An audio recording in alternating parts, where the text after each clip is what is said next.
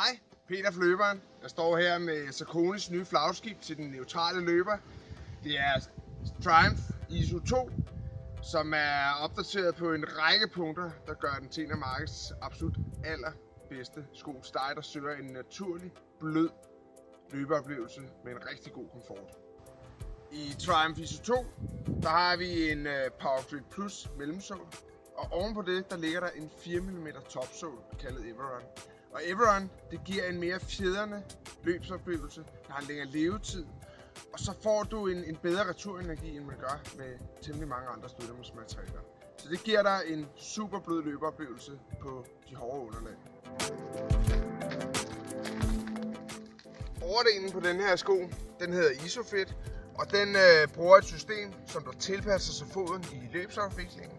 Man har en flexfilm overdel uden syninger med en strækbar mesh herude i forfoden. Og det giver en handskeagtig pasform, der er super lækker og blød selv på de rigtig lange ture. Så er du på udkig efter en træningssko i den absolutte luksusklasse, så bør du kigge efter Triumph ISO 2 her.